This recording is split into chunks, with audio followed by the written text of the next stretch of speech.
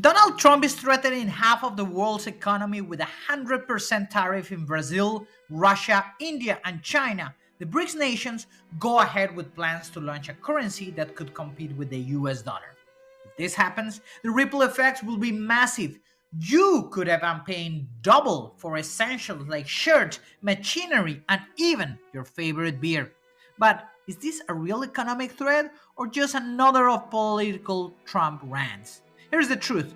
While the idea of a BRICS currency has made headlines, there are critical reasons of why it hasn't materialized and why it probably won't anytime soon. In this video, I'll bring down the top 3 reasons why Trump's tariff threat might need to hold water and why the BRICS nations have chosen to hold back for now. From global trade dynamics to the challenges of creating a unified currency, I show you how this drama could impact your wallet and the future of the global economy. The idea that the BRIC countries are trying to move away from the dollar while we stand by and watch is over. We require a commitment from these countries that will neither create a new BRICS currency nor back any currency to replace the mighty US dollar, or they will face 100% tariffs and should expect to say goodbye to selling into the wonderful US economy. They can go find another sucker.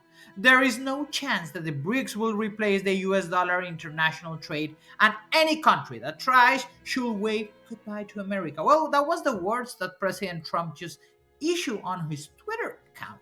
And this is very interesting for many reasons. And I will tell you in this video what are the top 3 reasons why he is wrong. And let's go for it. Number 1, the BRICS, they had a meeting in Kazakhstan, and I did a video on that meeting. You can check it out. And they realized that launching a common currency was going to be a mistake, at least till now. Why? Well, they saw what happened with the European Union euro, all the problems that the countries had, but also it didn't strengthen the economies. Second, it's very challenging to take, for example, the economy of China, the economy of Russia, and the economy of Brazil and India, which are very different, and just start saying, hey, we're having our own currency, but now we're gonna have an additional currency. So it's very complicated, specifically from different types of cultures located in different parts around the world. So the Trump ranting, well, it was not gonna happen in his term. So it's like, I think it's part of his strategy of just saying, no, America, we're very strong, but he already knows that they're gonna launch a currency. So that's stupid. Number 2, what the BRICS are doing is they're establishing new technologies that will allow them to send goods and pay with their local currencies, but in a faster and more efficient way. That's the reason we're seeing a lot of transactions, for example, of the Chinese paying the Russians with oil and back forward. So in that sense, they're doing the rubles, they're doing the yuans, they're exchanging and they're then transforming that into their local currency. And they're establishing their new type of SWIFT system that will make things faster and cheaper. And number 3, they're establishing common grounds. And that's the reason ex-president of Brazil, Dilma Rousseff, is leading the new bank of, the BRICS. And what is that called, the new bank of the BRICS? Well, it is the new development bank. And where is based? In Shanghai. So check it out. Now, this new development bank in Shanghai, that is part of the BRICS, is going to start lending between $10 billion per year.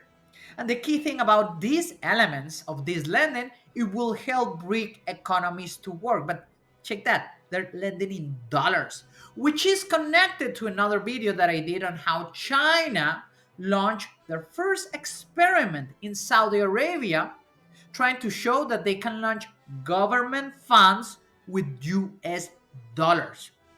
So let's wrap up and go a little bit deeper and why Trump is saying this now. This is very curious. Why? Well, he wants to show him that he's very efficient. Same, and he goes back to the concept of the tariffs. Remember, before he started saying, okay, we're gonna put tariffs on Canada and on Mexico. And they're telling, hey, Do not allow more illegal migrants to cross the border, President Sheinbaum, Mexico. Do not allow to bring fentanyl to our borders. Well, they've been trying for many decades and they have failed. Of course, they have failed more with the Biden administration, and that's true, and everyone knows that's the reason they voted for Trump. But it's challenging. It's challenging that because, as I covered in another video, which you can just watch here, if you put a 25% tariff, who will be affected the most? Well, the Americans. That's reality. Just give you an example. More than 80% of the imported beer comes from Mexico. So now, do you want to pay more for your Bud Light? That's a key question. So that's the reality. But now Trump is extending that a little bit further. He's saying, no, the tariffs will be 100%. Just think how crazy that sounds. So the number one partner of the US, you know which country is it? Just check the numbers. Just go to ChatGPT. Is China. Okay. So now you said, no, I'm gonna put 100% tariffs on any country that belongs to the new currency that is not going to exist during Trump's trade time. 100%? That's like double. So now imagine you're buying a t-shirt made in China. It costs you 100 bucks. Now with 100%, it will cost you 200. That sounds America first, or that sounds just a strategy to make Trump look stronger? So yes, that's part of his strategy. I think part of the policies that Trump is going to implement are going to be very beneficial for the economy. But we know from all the experience around the world that tariffs are very bad and wrong because they affect consumers. As simple as that. The world has grown because of the free market. That's the key thing, and that's what we need to keep. Free market policies. What does it mean? Well, if I want to buy someone from someone around the world, I should do it. And second, I should be able to send in pay in any currency that I want. Of course, the US dollar will keep being the number one currency in the world in the next 10 to 20 years for three reasons. Number one, remember that most oil transactions are denominated in US dollars. That's called the petrodollar. And that is not even changing with the BRICS.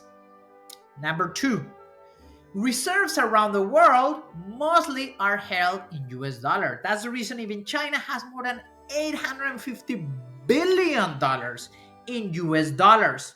The Saudis, they have hundreds of billions of dollars in US dollars. And many economies around the world have the US dollar as denomination.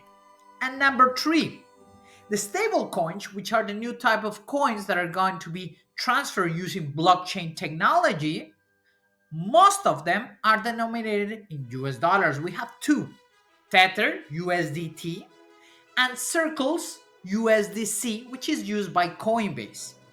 The interesting thing is there's more than $200 billion in stablecoin value. Of course, we're gonna see a rise of new stablecoins and then central bank digital currencies. But just think about this logic. The US dollar by itself, because of the nature of international trade, because of the nature of the reserves, and because of the nature of cryptocurrencies, is gonna still be very strong. The BRICS have decided that they're not gonna launch a common currency right now, not in the next 10 years. What the BRICS are doing is new ways to transfer between them, to interact within them. And for example, China, they want to position more the digital yuan. Yes, the digital one will be a very interesting position for international trade because China will start issuing US denominated government bonds in US dollars. The trading partners are going to pay China in commodities such as oil and gold. And then China will build infrastructure around the world through the One Belt, One Road initiative. And then the countries that are part of the One Belt, One Road initiative, which are building ports, which are being speed train rails, which America don't have, they will start paying in digital yuans. So, Mr. Trump, I think this is a nice strategy just to ramble around, but in reality, this is not gonna happen in the next 10 years. Let me know in the comments below what do you think about all of this. My name is Francisco. I'm a PhD researcher and MIT innovator.